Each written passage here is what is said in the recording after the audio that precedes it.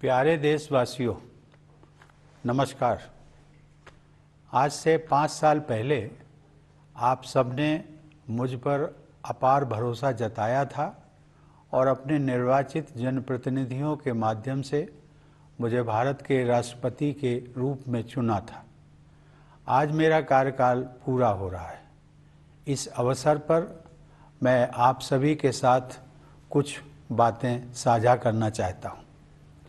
सबसे पहले मैं आप सभी देशवासियों के प्रति तथा आपके जनप्रतिनिधियों के प्रति हार्दिक कृतज्ञता व्यक्त करता हूँ।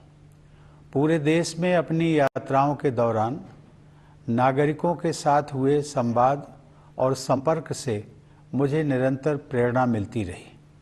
छोटे छोटे गांवों में रहने वाले हमारे किसान और मजदूर भाई बहन, नई पीढ़ी के जीवन को संवारने वाले हमारे शिक्षक, हमारी विरासत को समृद्ध बनाने वाले कलाकार, हमारे देश के विभिन्न आयामों का अध्ययन करने वाले विद्वान, देश की समृद्धि बढ़ाने वाले उद्यमी, देशवासियों की सेवा करने वाले डॉक्टर व नर्स, राष्ट्र निर्माण में संलग्न वैज्ञानिक व इंजीनियर, देश की न्याय व्यवस्था को योगदान देने वाले न्यायाधीश व अधिवक्ता, प्रशासन तंत्र को सुचारू रूप से चलाने वाले सिविल सर्वेंट्स, हर वर्ग को विकास से जोड़ने में सक्रिय हमारे सामाजिक कार्यकर्ता, भारतीय समाज में आध्यात्मिक प्रवाह को बनाए रखने वाले सभी पंथों के आचार्य व गुरुजन, आप सभी ने मुझे अपने कर्तव्यों का निर्वहन करने में भरपूर सहयोग दिया है। संक्षेप में कहूँ तो समाज के सभी वर्गों का मुझे पूरा सहयोग, समर्थन व आशीर्वाद मिला है। मेरे मस्तिष्क में वे सभी क्षण विशेष रूप से अंकित रहेंगे जब मेरी मुलाकात अपनी सेनाओं, अर्धसैनिक बलों तथा पुलिस के बहादुर जवानों से होती थी। उन सभी में देश प्रेम की अद्भुत भावना देखने को मिलती है। अपनी विदेश यात्राओं के दौरान जब भी प्रवासी भारतीयों के साथ मेरा मिलना हुआ, हर बार मुझे मातृभूमि के प्रति उनके गहरे प्यार और अपनेपन का एहसास हुआ। देश के सर्वोच्च नागरिक पुरस्कार समारोहों के दौरान मुझे अनेक असाधारण प्रतिभाओं से मिलने का अवसर मिला। वे सभी पूरी लगन, अटूट समर्पण और दृढ़ निष्ठा के साथ एक बेहतर भारत के निर्माण में सक्रिय हैं।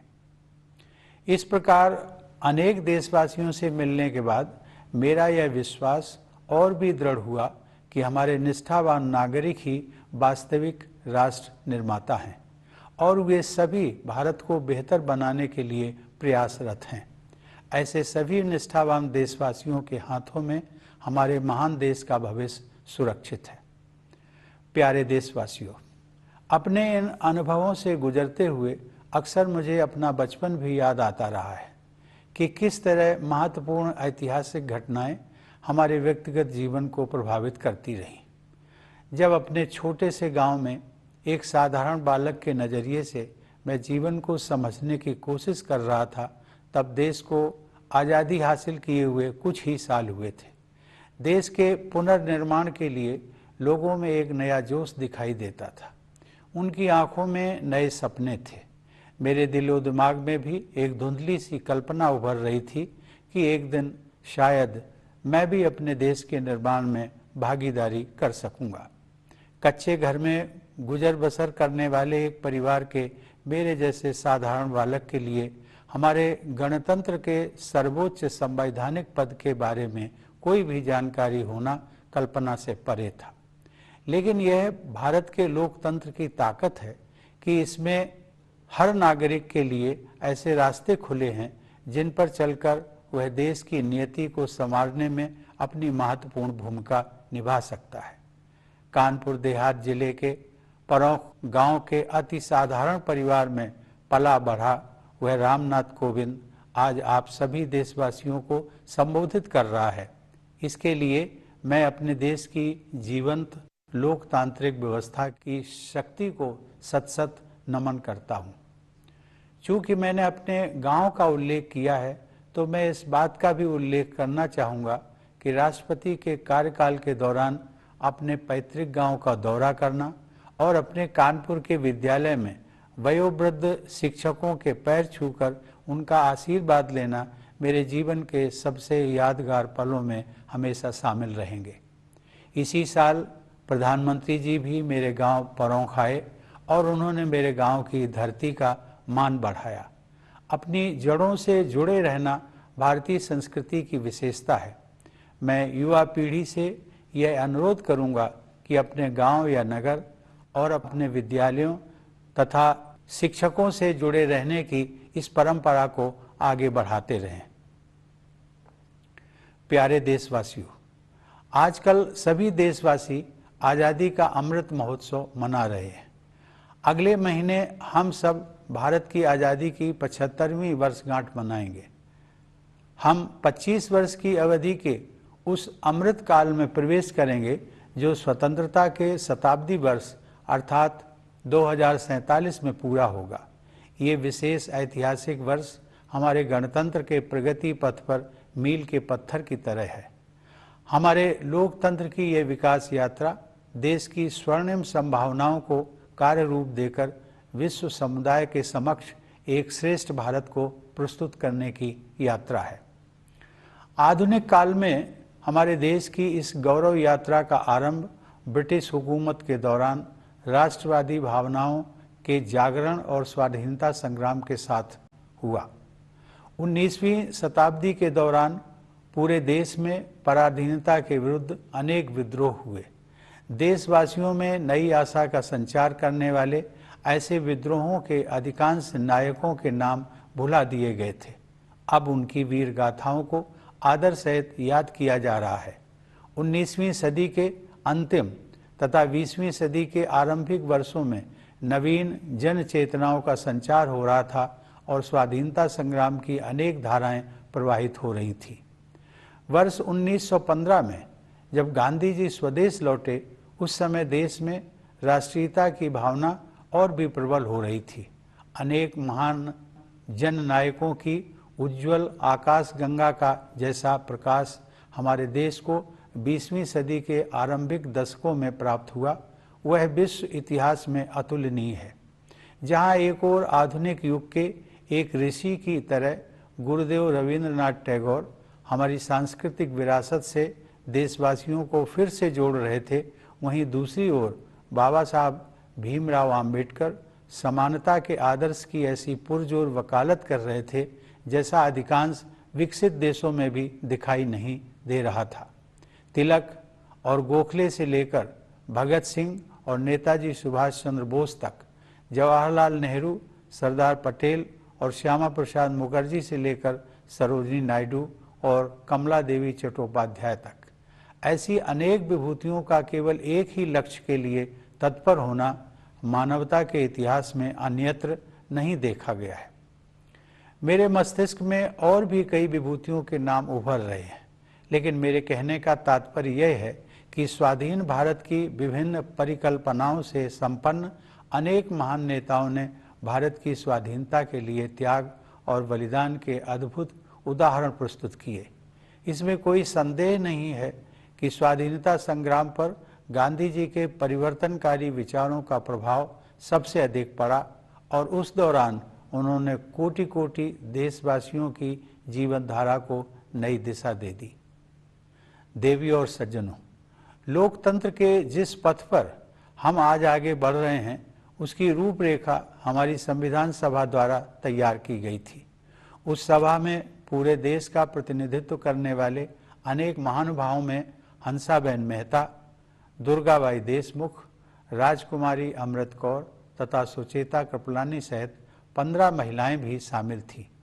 संविधान सभा के सदस्यों के अमूल्य योगदान से निर्मित भारत का संविधान हमारा प्रकाश स्तंभ रहा है और इसमें निहित आदर्श चिरकाल से संरक्षित भारतीय जीवन मूल्यों का हिस्सा रहे हैं।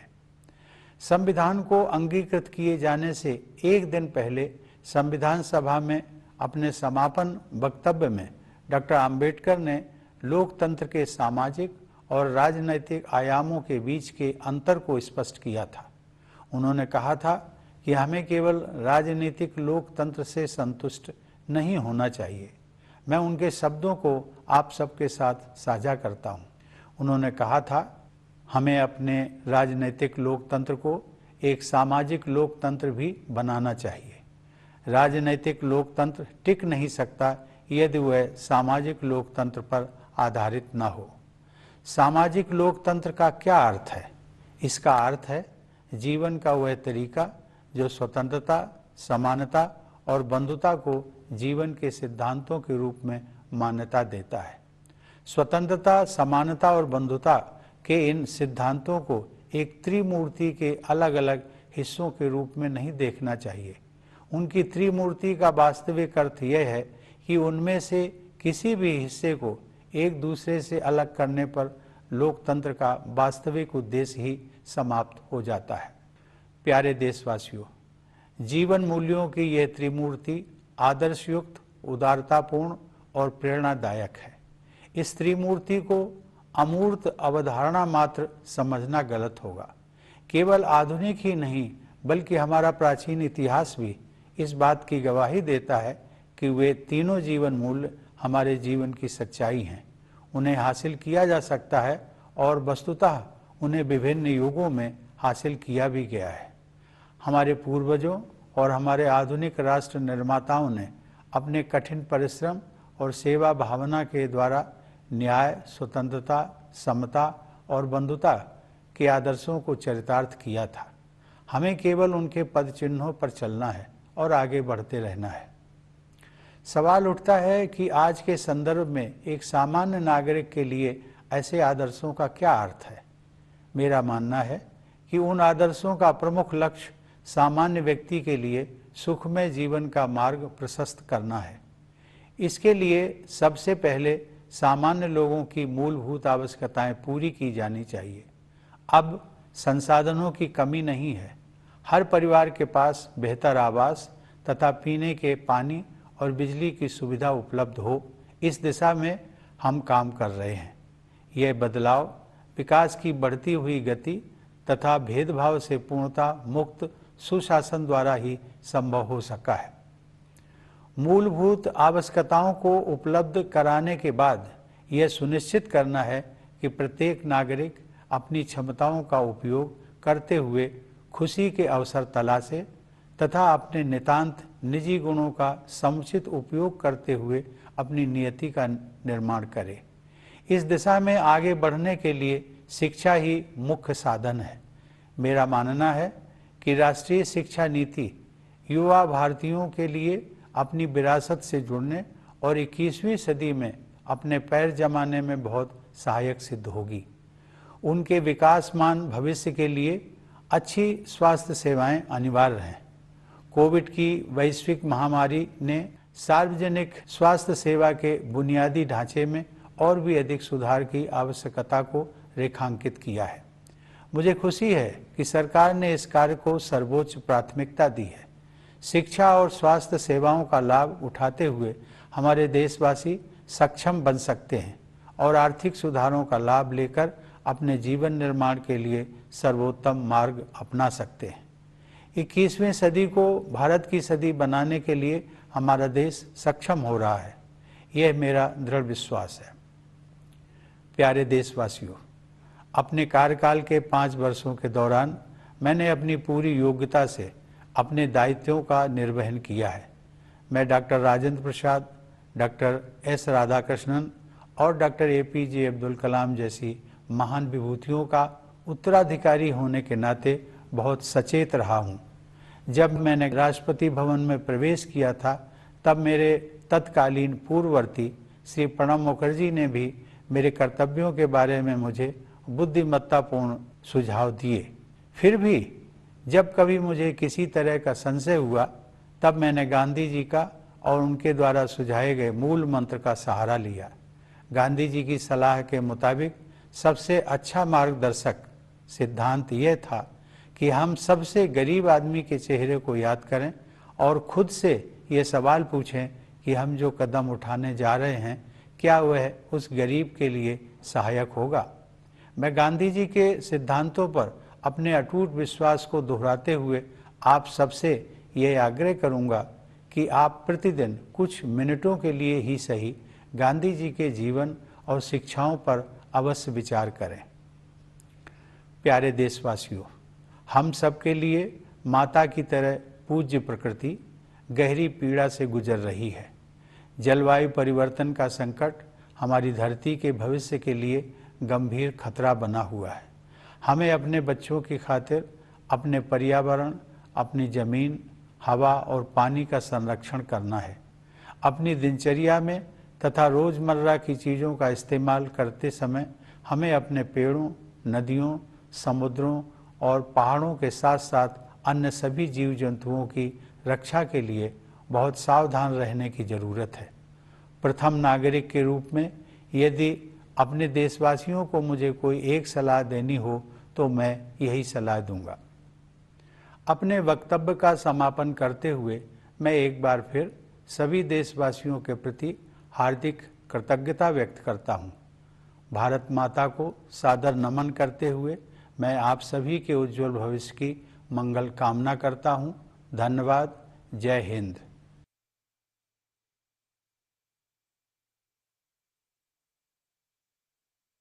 Dear fellow citizens, Namaskar. 5 years ago, you had reposed immense trust in me and chose me as the President of India through your elected representatives. As I demit my office at the end of my term, I wish to share a few ideas with you all. Let me begin by expressing my deep gratitude to all fellow citizens and elected representatives. I have been inspired and energized by my interactions with citizens during my visits across the country. Farmers and workers from small villages, teachers shaping young minds, artists enriching our legacy, scholars investigating various facets of our country, business people creating wealth for the nation, doctors and nurses serving the people, scientists and engineers engaged in nation building, judges and advocates contributing to the justice delivery system of the country, civil servants who run the administration smoothly, our social workers actively connecting every social segment with development, preachers and masters of all sects who maintain the flow of spirituality in Indian society, you all have continuously helped me discharge my duties. In short, I received full cooperation, support and blessings from all sections of society. I will especially cherish the occasions when I had an opportunity to meet our brave Jawans of the armed forces, paramilitary forces and the police. Their patriotic zeal is as amazing as it is inspiring. During my visits abroad, whenever I spoke with members of the Indian diaspora, I found their love and concern for the homeland very touching.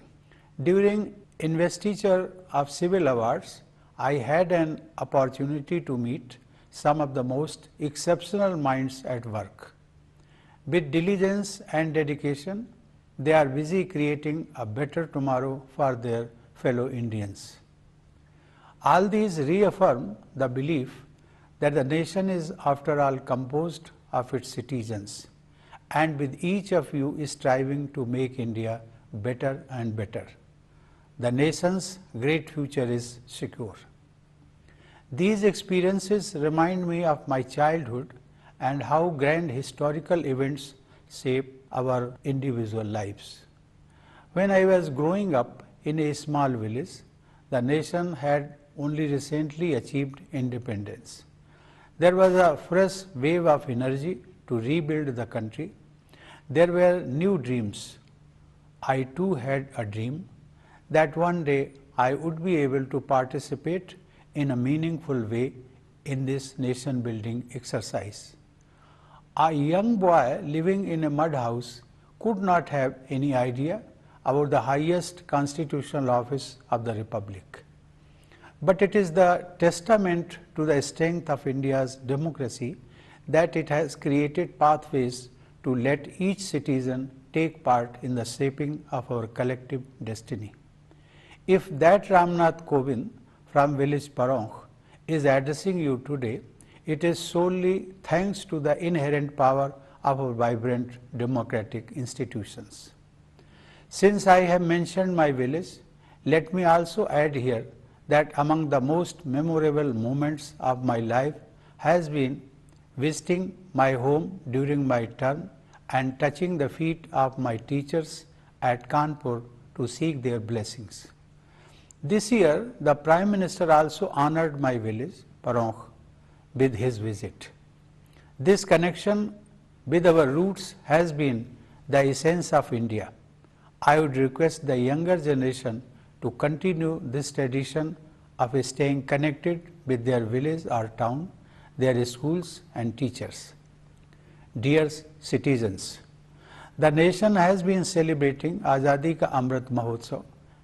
Next month, we will celebrate the 75th anniversary of independence. We will enter the Amrit Kal, the 25-year period leading to the centenary of independence. These anniversaries are milestones on the journey of the Republic, a journey to discover its potential and to offer its best to the world. In modern times, the glorious journey of our country commenced with the awakening of nationalist feelings during colonial rule and the launch of the freedom struggle. There were many uprisings across the country in the 19th century. The names of many of the heroes who brought hopes of a new dawn have long been forgotten. Contributions of some of them have come to be appreciated only in recent times. Our was at work to help us find our cultural roots again, while Baba Sahib Bhimrao Ambedkar was vigorously advocating the cause of equality that was unheard of in most advanced countries. From Tilak and Gokhale to Bhagat Singh and Netaji, from Jawaharlal Nehru, Sardar Patel and Shyama Prasad Mukherjee to Sarojini Naidu and Kamala Devi Chattopadhyay. Nowhere in the history of humankind have so many great minds come together for a common cause. So many more names flash across my mind, but the point I wish to make is that a diverse range of great leaders with their diverse range of ideas for an independent India had made huge sacrifices for the freedom movement. Gandhiji, of course, was the one whose transformative ideas influenced the outcome the most and who changed so many lives in the process. The formal map for the democratic path we all have been navigating was drafted by the Constituent Assembly. It included great minds from across the country, including 15 remarkable women such as Hansaben Mehta, Durgabai Deshmukh, Rajkumari Amrit Kaur and Sucheta Kripalani. The constitution they prepared, with invaluable contributions from each of them, has been our guiding beacon. Values enshrined in it have been part of the Indian ethos since time immemorial. In his concluding remarks in the Constituent Assembly before the Constitution was adopted, Dr. Ambedkar had pointed out the distinction between two kinds of democracy. He had said, "We must not be content with mere political democracy." I quote, "We must make our political democracy a social democracy as well. Political democracy cannot last unless there lies at the base of it social democracy. What does social democracy mean? It means a way of life which recognizes liberty, equality and fraternity as the principles of life. These principles of liberty, equality and fraternity are not to be treated as separate items in a trinity. They form a union of trinity in the sense that to divorce one from the other is to defeat the very purpose of democracy." Unquote. Dear fellow citizens, this trinity of ideals is lofty, noble and uplifting. They must not be mistaken for abstractions. Our history, not only of modern times but also from ancient times, reminds us that they are real, that they can be realized, and indeed have been realized in different eras. Our ancestors and founders of our modern nation exemplified the meaning of justice, liberty, equality and fraternity with hard work and an attitude of service. We only have to follow in their footsteps and keep walking. And what do such ideals mean for a common citizen today? I believe the chief goal is to help them discover the joy of living. For that, first of all, their basic necessities must be taken care of. We have indeed come a long way from the days of shortages of resources. We are working with the objective of providing better housing and access to drinking water and electricity for every family. This change has been made possible by the momentum of development and good governance which knows no discrimination. Once the basic necessities are taken care of, the next requirement is to let each citizen pursue happiness by discovering their potential and letting them do what they alone are destined to do. Here, education is the key. I believe the national education policy will go a long way in making it possible for young Indians to connect with their heritage and also find their feet in the 21st century. To let them flourish tomorrow, healthcare is essential. The pandemic has underlined the need to further improve the public healthcare infrastructure. I am glad that the government has accorded top priority to this task. Once education and healthcare are in place, economic reforms will let citizens find the best course for their lives. I firmly believe that our country is getting equipped to make the 21st century the century of India. Dear citizens, during the 5 years of my term, I have discharged my responsibilities to the best of my ability. I have been conscious of being a successor to great icons like Dr. Rajendra Prasad, Dr. S. Radhakrishnan and Dr. APJ Abdul Kalam.